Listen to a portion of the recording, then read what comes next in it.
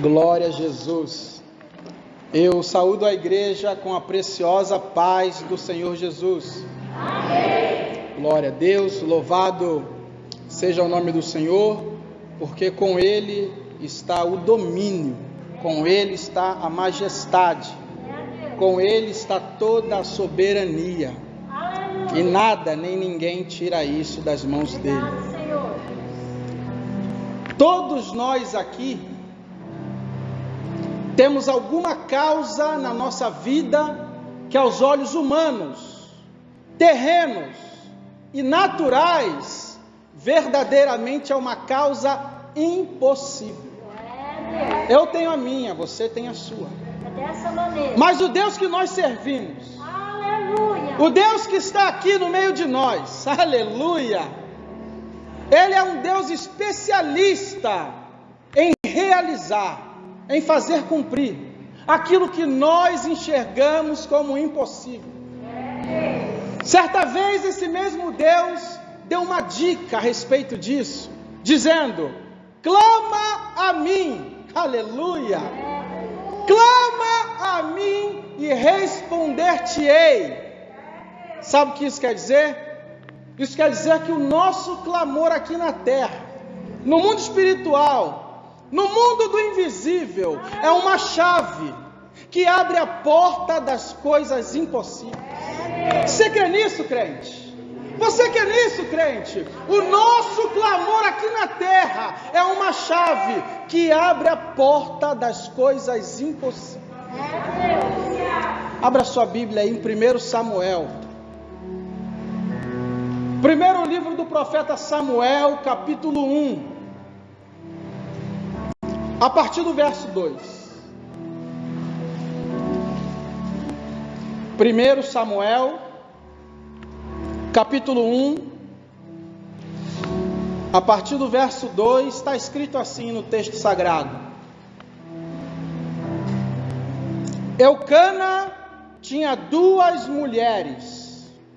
O nome de uma era Ana e o nome da outra Penina. Penina tinha filhos, porém Ana não tinha filhos. Versículo 10. Ana, pois, com amargura de alma, clamou ao Senhor e chorou abundantemente, e votou um voto dizendo: Senhor dos exércitos, se benignamente atentares para a aflição da tua serva, e de mim te lembrares, e da tua serva não te esqueceres, mas para a tua serva deres um filho varão, ao Senhor o darei por todos os dias da sua vida. Aleluia. Versículo 12. E sucedeu que, perseverando ela em clamar ao Senhor, Eli, o sacerdote, fez atenção à sua boca, porquanto Ana no seu coração falava, e só se moviam seus lábios, porém não se ouvia a sua voz, pelo que Eli, o sacerdote, a teve por embriagada. Versículo 20. E sucedeu que, passado algum tempo, aleluia, Ana concebeu, aleluia, e teve um filho, e chamou seu nome Samuel, porque dizia ela: o tenho pedido ao Senhor. Versículo 27. Ana dizendo: por este menino orava eu, e o Senhor me concedeu a minha petição, que eu havia lhe pedido, pelo que também ao Senhor eu o entreguei por todos os dias da sua vida, pois ao Senhor ele foi pedido, e ali adorou ao Senhor. Ana acessou a chave. A chave que, quando usada aqui na terra, abre a porta das coisas impossíveis lá no céu. Feche seus olhos, curva a sua cabeça. Bendito, eterno, soberano e majestoso Deus, aqui estamos na tua casa, Pai, diante da tua palavra. vem com a tua voz sobre nós. Fala, Deus, com a tua igreja, fala com o teu povo, ministra sobre a nossa vida, Pai, nos mostra o teu caminho, faz a tua vontade, em nome do Senhor Jesus, amém, glória a Deus. Podeis assentar, mas aplaudindo e glorificando o nome do Senhor.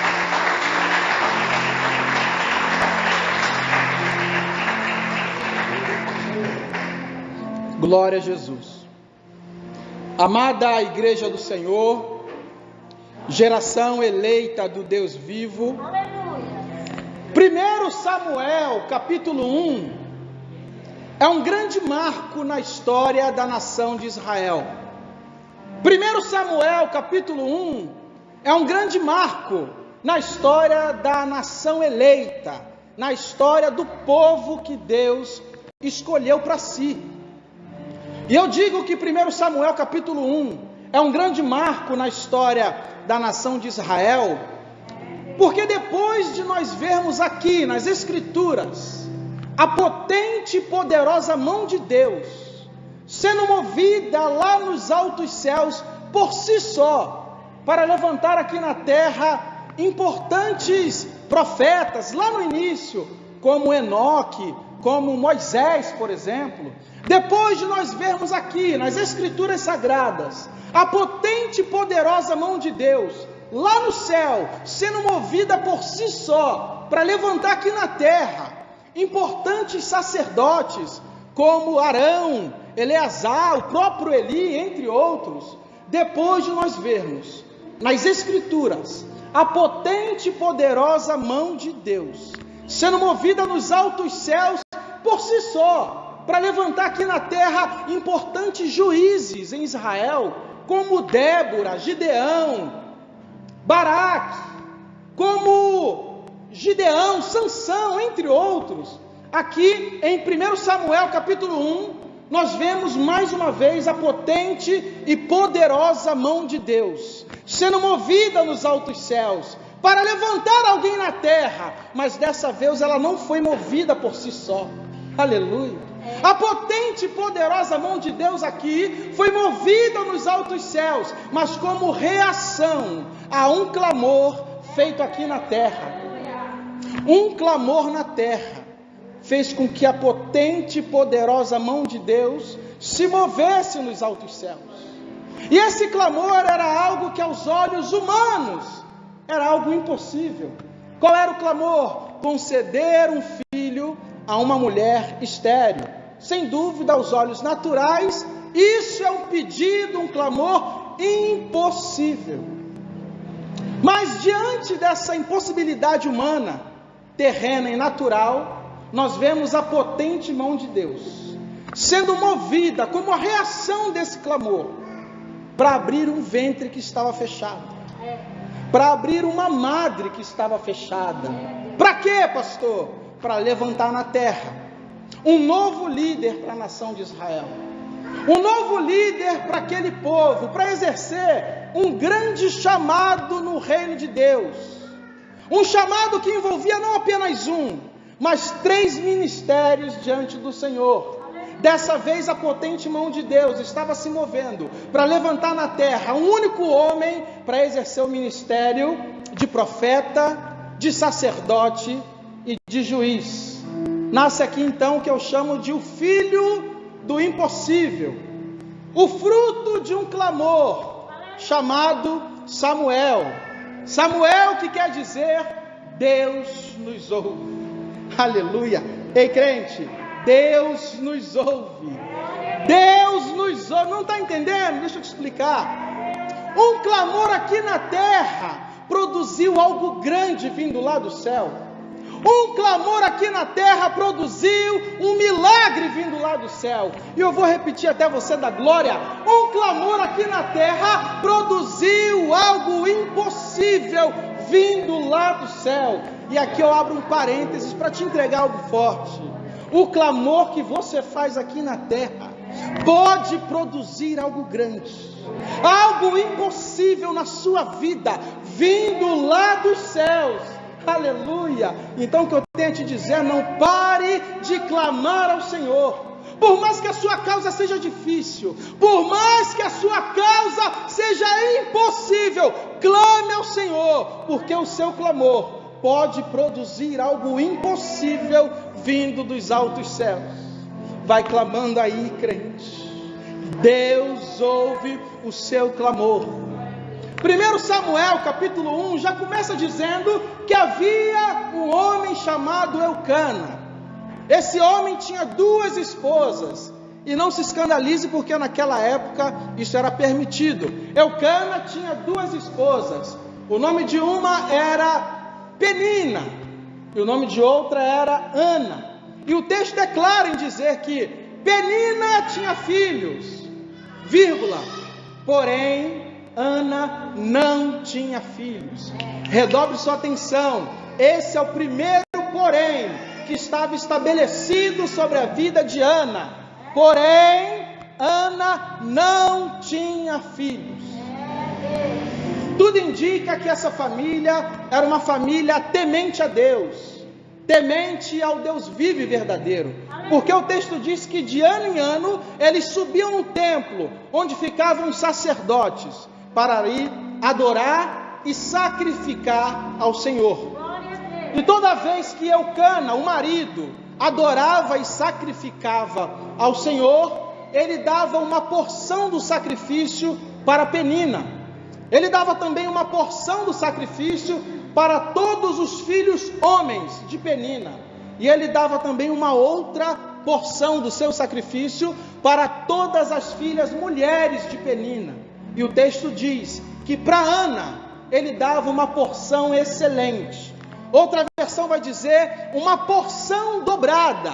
Isso porque Ana era a esposa amada, aquela que tomava conta do coração, habitava no coração de Eucana, vírgula, porém, o Senhor havia cerrado a madre de Ana.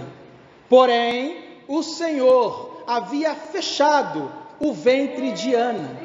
Porém, o Senhor, gente, o mesmo Deus que permitiu Penina não ter, não apenas um, mas vários filhos, esse mesmo Deus impediu Ana de ter filhos. Redobre sua atenção, esse é o segundo porém que estava sobre a vida de Ana. Porém, foi Deus, o Senhor, que fechou a madre de Ana. Isso quer dizer que a personagem central dessa narrativa de superação, Ana, precisava conviver com 2 poréns sobre a sua vida. 2 poréns.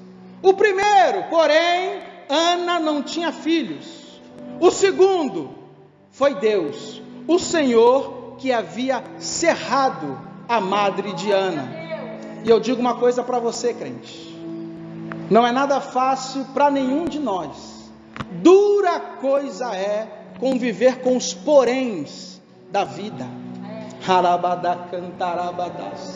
Não é fácil conviver com os poréns. Você quer ver? Pastor Márcio é uma bênção. Porém, o meu esposo, a minha filha, o meu filho, a minha família é de Deus. Porém, lá a igreja que eu congrego, não aqui, lá onde eu congrego, lá é uma bênção, gente. Porém, aquele casal ali, eles são legais, porém, chamado ele até tem, chamada ela até tem, porém, talvez eu esteja aqui hoje pregando para alguém que está vivendo exatamente a fase dos poréns. As pessoas olham para você e dizem, porém, estava tudo certo para você, porém, você estava garantido que aquela oportunidade seria sua, iam te chamar, porém, você achava que era aceito naquele lugar, porém, a família tinha te acolhido, mas agora, porém, e sabe o que é duro? O que é difícil dessa enxurradas de poréns, é que depois do porém, sempre vem algo que machuca. Depois do porém, sempre vem algo que fere, algo que causa dores, algo que nos faz chorar, nos deixa como? Para baixo. desanimado. É o que vem depois do porém. E a narrativa desse texto mostra para mim e para você que depois dos poréns, Ana ficou completamente abatida. Ana ficou com a alma amargurada, está escrito. Depois dos poréns, Ana ficou para baixo. Ana ficou caída, desanimada. Ana só chorava, gente. E Ana não comia. E o mais agravante disso tudo, os poréns que atormentavam Ana, os poréns que assolavam a vida de Ana, vieram da parte de Deus. E aí, vai reclamar com quem? Foi Deus que colocou o porém sobre a sua vida. Aleluia. Dura coisa é conviver com os poréns que estão sobre a nossa vida, principalmente quando o porém é coisa de Deus. Sabe o que isso quer dizer? Que Deus colocou Ana no meio de um processo. Aleluia. E processo de Deus, gente, só quem viveu sabe como é que é. Processo de Deus fere.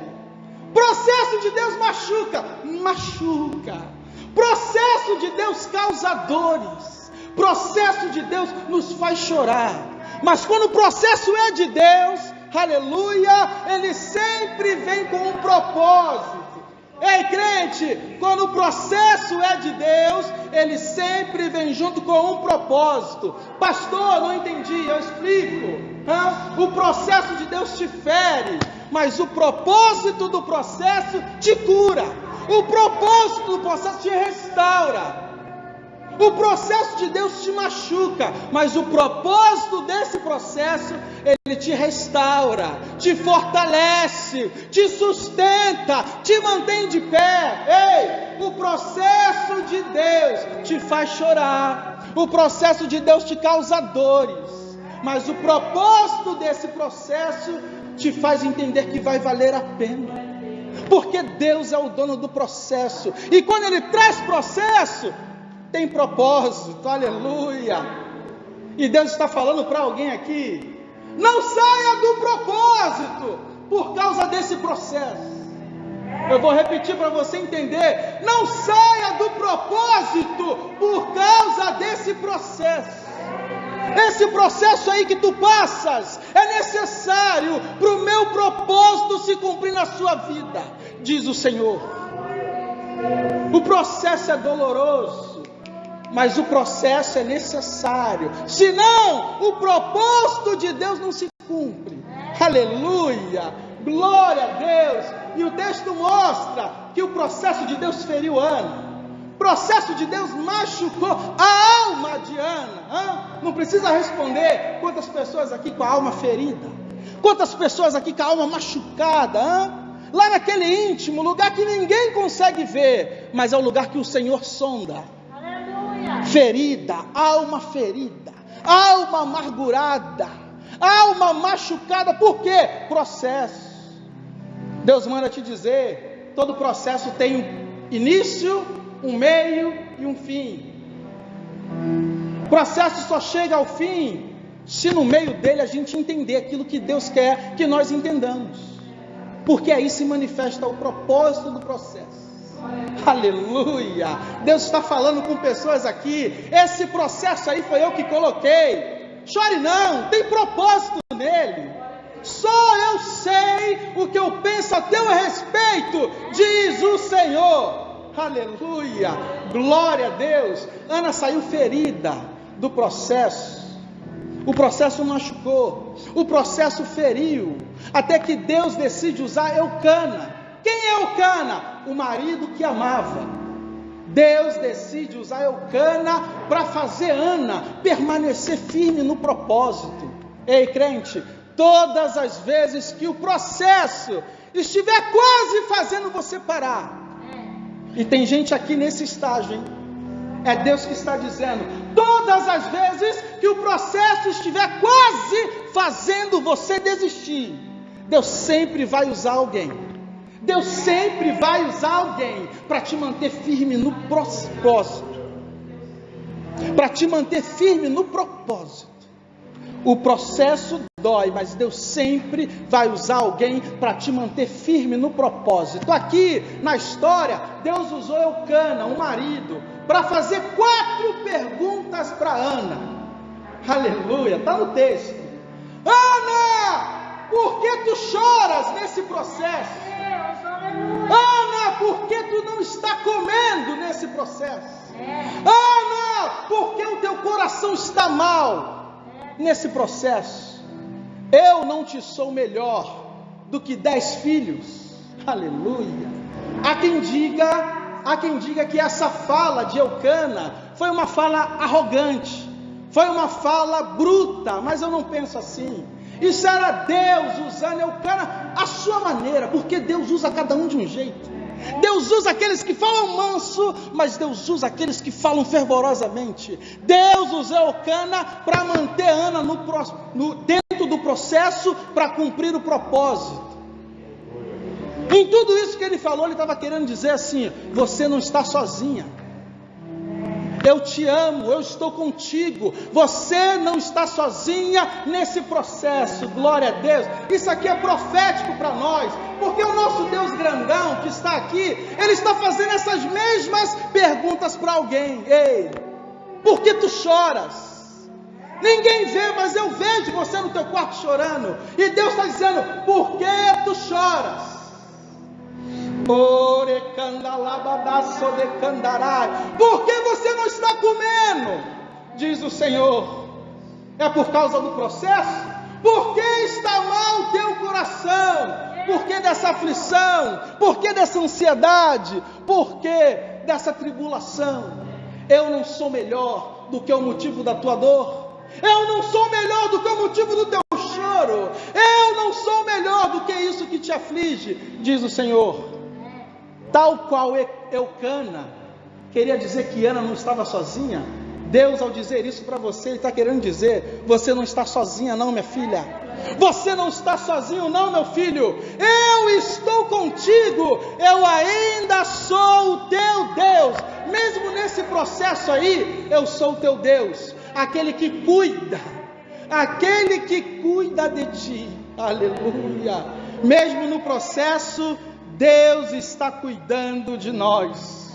Mesmo no processo, Deus está cuidando de nós.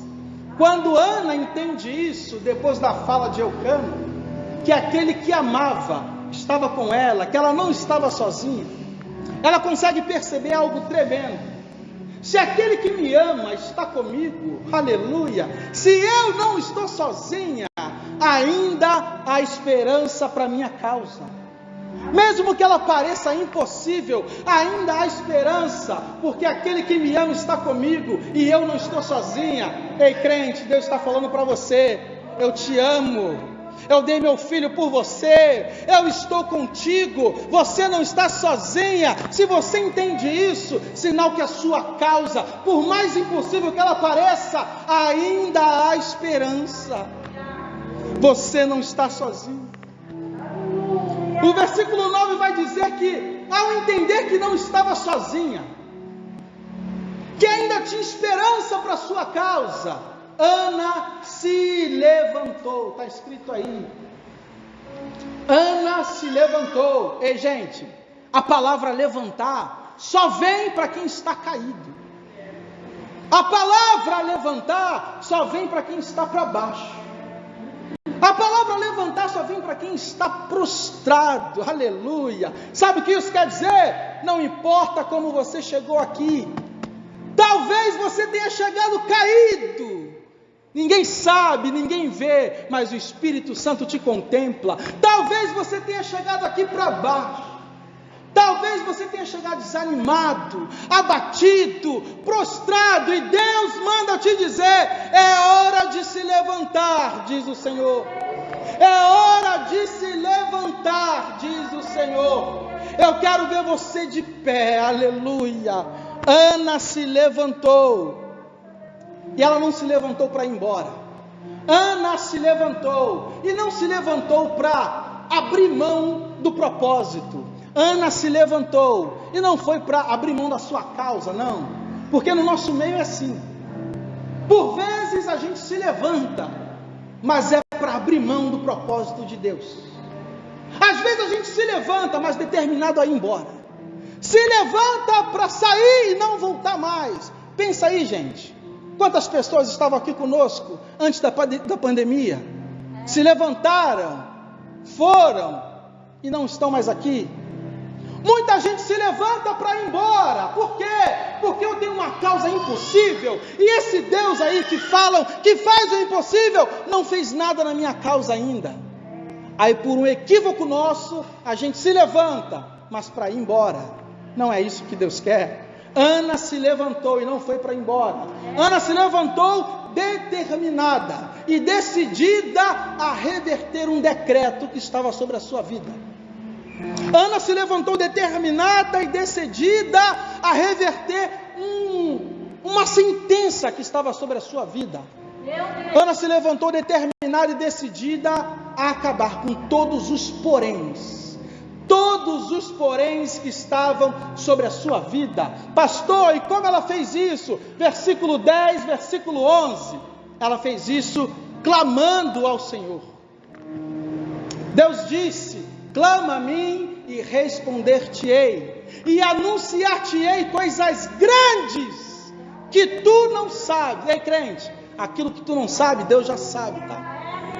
Ana se levantou determinada e decidida a mudar o quadro, clamando a Deus, clamando ao Deus vivo e verdadeiro, clamando, buscando a face do Deus do impossível.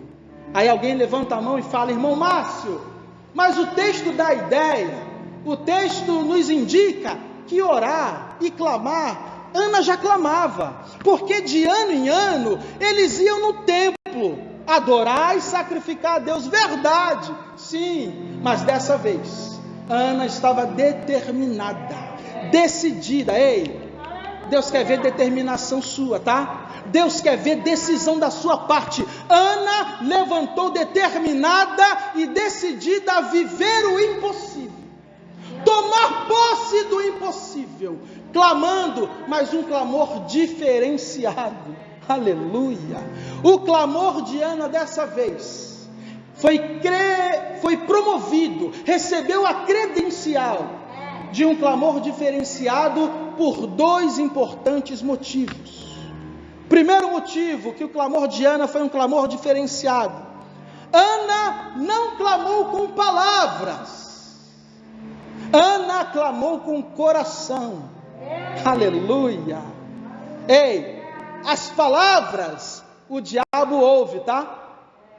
E quando ele ouve, sabe o que ele faz? É o propósito dele: roubar, matar e destruir. Então quando a gente ora a Deus em voz alta, Deus está ouvindo, mas o inimigo também está ouvindo. Posso te dar um conselho? Aquela causa impossível, aquela causa que você olha e vê como inalcançável, ore a Deus com o coração, clame a Deus com o coração, não fale, porque o coração nosso Deus sonda, o coração nosso Deus esquadrinha, lugar que Satanás não tem acesso, nosso coração. E tem mais, clamando a Deus com o coração, nós somos conduzidos ao lugar que Deus quer que nós sempre estejamos. Quando nós clamamos a Deus com o coração, nós somos levados ao lugar que Deus quer que nós sempre estejamos. Que lugar é esse, pregador? É o lugar da intimidade profunda. Ah, não conheço, nunca ouvi falar. Deus está te esperando lá, tá? Lugar de encontrar com Ele, lugar de intimidade profunda. Pode ser lá no seu quarto, debruçado na sua cama, pode ser na sua sala, de joelhos dobrados no sofá, pode ser aqui na igreja, o culto de quarta, culto de sábado, culto de domingo, culto de quinta-feira à noite.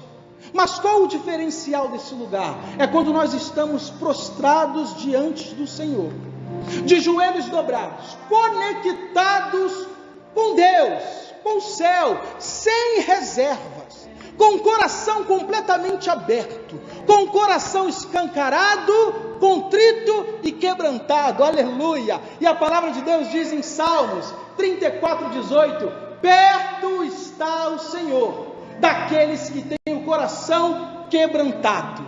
A palavra de Deus diz, Salmo 51:17, Deus não despreza nenhum coração contrito. Então, quando nós entramos no lugar de intimidade profunda, coração aberto, escancarado, sem reserva, contrito e quebrantado diante de Deus, é aquele lugar que nós sentimos a lágrima quente, aleluia, escorrendo no nosso rosto. Ninguém vê, só Deus, mas nós sentimos, e nós chegamos à inevitável conclusão: Deus está aqui comigo. Aleluia. Definitivamente eu não estou sozinho, eu não estou sozinha. Deus está aqui comigo e ouviu o meu clamor. O primeiro motivo que credenciou o clamor de Ana a um clamor diferenciado foi que ela clamou não com os lábios, clamou com o coração. E no nosso meio tem muita gente clamando com os lábios, mas e o coração? Tem muita gente falando palavras bonitas, mas e o coração? Deus quer ver como está o coração. Segundo motivo pelo qual o clamor de Ana se credenciou a um clamor diferenciado. Até aqui o clamor de Ana era: Deus me dá um filho. De ano em ano, Deus me dá um filho, Deus me dá um filho, Deus me dá um filho, perseverando, dá certo, só que o clamor está errado. Esse Deus me dá um filho tinha mais a ver com Penina, tinha mais a ver com as perseguições de Penina, tinha mais a ver com as afrontas de Penina, a competição com Penina, um clamor que visava só o benefício próprio, o clamor que visava só o objetivo pessoal, e esse tipo de clamor, muito dificilmente Deus atende. Então, no clamor diferenciado, Ana fez um ajuste no discurso. Ela continuou pedindo: Deus me dá um filho. A minha causa impossível é ter um filho, talvez a sua seja outra, mas o clamor de Ana foi: Deus me dá um filho. Jesus. E se o Senhor me der, oh aleluia, me dá um filho, Deus. Se o Senhor da sua serva se lembrar, se o Senhor da sua serva não te esquecer, se o Senhor me der um filho varão, aleluia, não para aí, eu te devolvo ele no teu altar. Oh, glória a Deus. Você percebe que o objetivo do clamor mudou? Você percebe que a razão do clamor mudou? Não é mais um clamor que tem a ver com as perseguições de Penina, não é mais um clamor que tem a ver com as afrontas de Penina, é um clamor que tem a ver com glorificar o nome do Senhor, e é um clamor que beneficia o reino de Deus. É quando o clamor feito na terra se alinha a uma necessidade do céu. O clamor na terra pediu um filho, para quê? Para devolver no altar. E a necessidade do céu, Deus precisava levantar um novo profeta naquele mesmo altar. O clamor na terra pediu um filho, para quê? Para restituí-lo ao altar. E a necessidade do céu era que levantasse um novo sacerdote naquele mesmo altar. O clamor na terra pediu um filho para ser devolvido ao altar. E a necessidade do céu naquele momento era levantar um novo juiz naquele altar. Então a reflexão que nós precisamos fazer é: todas as vezes que dobramos os nossos joelhos, é o meu clamor está alinhado com a necessidade do céu? Aquilo que eu tanto peço, aquilo que eu clamo a Deus há anos e não obtive a resposta, o silêncio de Deus também é resposta. Esse clamor, qual a parte dele que beneficia o céu? Qual a parte desse clamor que o reino de Deus também vence? É o que Deus quer ouvir. Eu fico imaginando o nosso Deus grandão lá nos altos céus, quando Ana fez esse clamor: Deus me dá um filho, e se o Senhor me der, ele é teu. O Senhor faz dele o que o Senhor quiser. Deus do céu, uau! É isso, Ana, que o céu precisava ouvir. Eu poderia ter te abençoado de primeira, mas o seu clamor antes estava limitado às coisas da terra.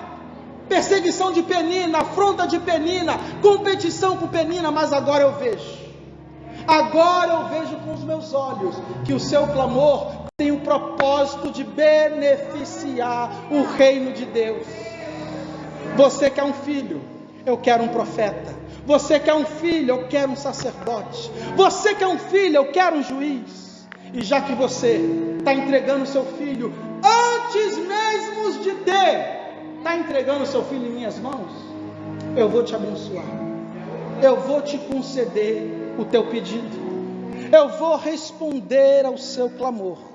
Eu vou te dar um filho, Ana, porque o teu pedido alegra o coração de Deus. Segundo motivo pelo qual o clamor de Ana foi um clamor diferenciado. Não estava na esfera só do que acontece na terra. Beneficiava o céu. Beneficiava o reino de Deus. O clamor da Ana mudou de figura. Crente, eu preciso dizer duas coisas para você. Guarde isso que é muito sério. Todas as vezes que você clamar a Deus, orar a Deus, suplicar a Deus, todas as vezes, 100% das vezes, Deus vai fazer duas coisas com o seu clamor. Guarde isso. Deus vai avaliar duas coisas no seu clamor. Primeira coisa que Deus vai avaliar, Deus vai sondar o teu coração. E Ele sonda mesmo, para saber se o que sai dos meus lábios está alinhado com as intenções do coração. E se as intenções do coração é para benefício próprio, ou é para beneficiar o reino de Deus. Deus vai sondar o que está no coração. Não adianta eu clamar com palavras bonitas, meus lábios falarem coisas lindas, mas se no coração a intenção não for de glorificar o nome de Deus, muito dificilmente Deus vai reagir lá no céu a esse clamor feito na terra. Segunda coisa que Deus faz com todo clamor, seja aquele de 5 minutos, seja aquele de 1 hora, todas as vezes que você clamar, Deus vai fazer também uma análise, se o fruto desse clamor, se a concretização desse clamor beneficia só você, ou se o reino de Deus também ganha. Deus me dá pão, Deus me dá pão, coisa que Deus quer é dar pão. Ele tem lá o pão da vida, mas se esse pão for só para mim, o propósito de Deus não está completo. Todas as bênçãos de Deus que vêm sobre a minha vida, de alguma forma tem que alcançar alguém. Deus me dá pão, porque eu vou me alimentar do pão e vou dividir com aquele que não tem pão. O reino de Deus ganhou com o teu clamor. Deus atende esse pedido. Se o clamor for só Deus me dá pão, só para mim, Deus não se agrada. Então a segunda coisa que Deus faz é ver se o fruto desse clamor traz benefício só para a sua vida, ou se o reino de Deus também ganha. Quer ver um clamor que a gente faz muito? Deus aumenta o meu salário. Quem nunca clamou isso? Tem gente que está clamando isso há 15 anos e Deus nunca aumenta. Será por quê? Deus aumenta o meu salário. Deus aumenta o meu salário. Se o clamor parar aí, Deus lá do céu olha e fala, é benefício próprio. Continua clamando aí. Enquanto não houver um ajuste nesse clamor, eu não atendo. Agora, se o clamor for diferente, Deus aumenta o meu salário, porque com um salário maior eu vou conseguir ajudar o próximo, eu vou conseguir fazer obra social. Quando tiver campanha de arrecadação na igreja, eu vou trazer um monte de alimento, eu vou dar cesta básica. Ou seja, Deus olha do céu e fala, uau, esse clamor é diferenciado, porque o benefício não fica só nele, alcança o próximo, o reino de Deus vence. Deus me dá uma casa própria, Deus me dá uma casa grande, com garagem grande, com quintal. Quem não pede isso? Mas se o clamor parar aí, benefício próprio.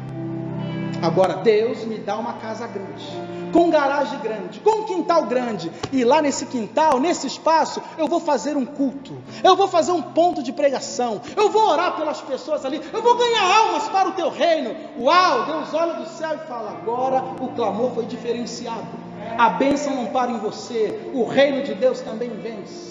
Posso dizer uma coisa? Quando Deus olha lá do céu e vê que o nosso clamor aqui na terra está alinhado com a necessidade do céu, Deus vira uma chave no céu, a chave do milagre, ordenando as bênçãos e o impossível se concretizar na nossa vida. Quando nós clamamos a Deus, com as intenções do coração certo, e o nosso clamor, o fruto do nosso clamor, beneficia o reino, aleluia, não há quem impeça Deus de operar, não há quem impeça Deus de trabalhar, e Ele diz, operando eu, ninguém pode impedir. Glória a Jesus. Deus está abrindo chave aqui nessa noite, Deus está movendo a chave do milagre, Deus está trabalhando na causa de pessoas aqui e atendendo clamores antigos, talvez clamor que você já até perdeu as esperanças.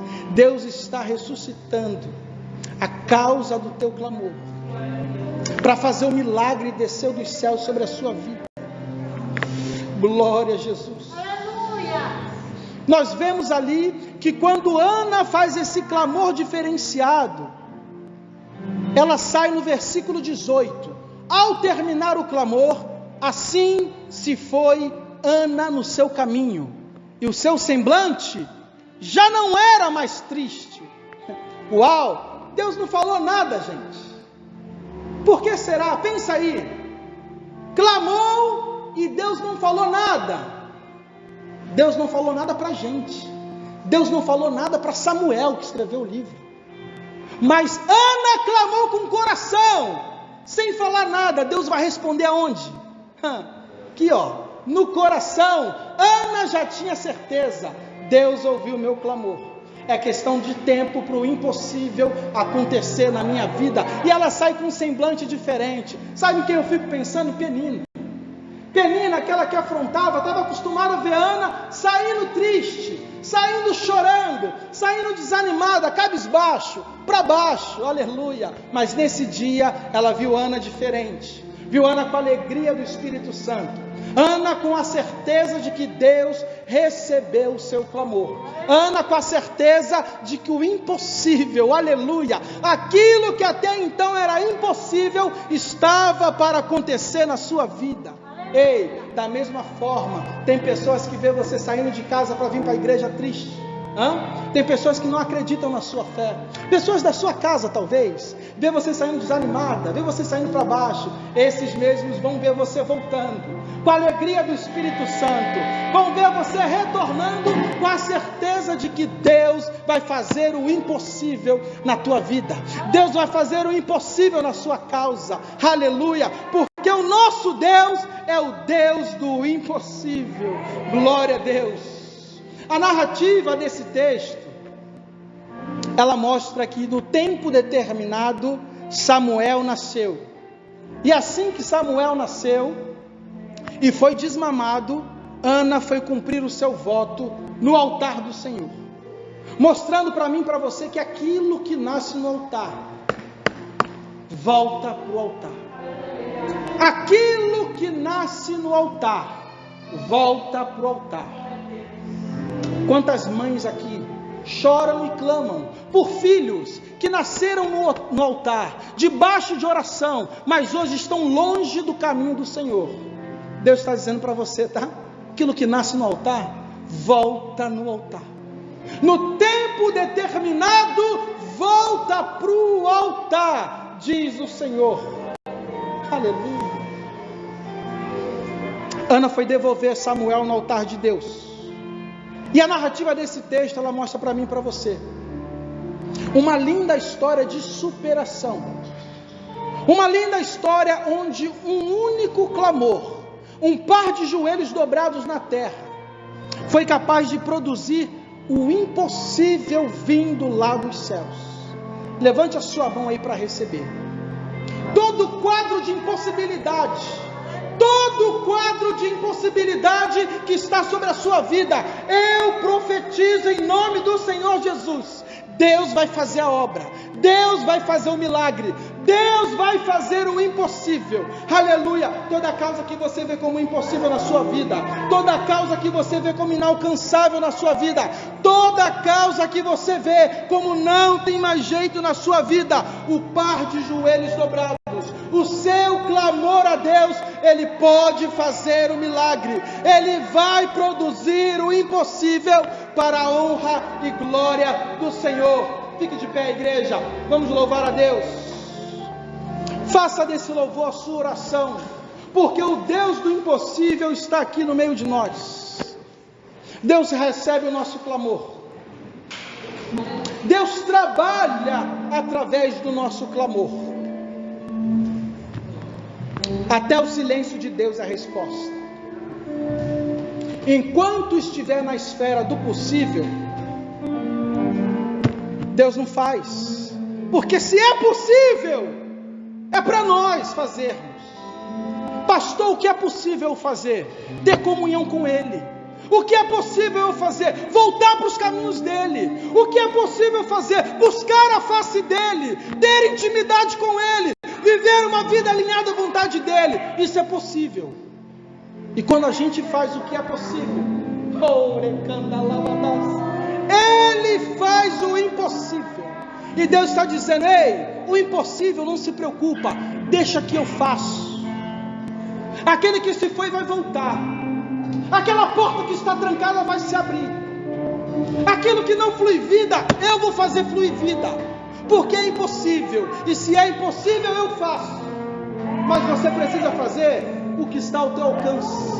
Aquilo que é possível, você precisa fazer, porque o impossível eu faço, diz o Senhor. Vamos louvar a Deus.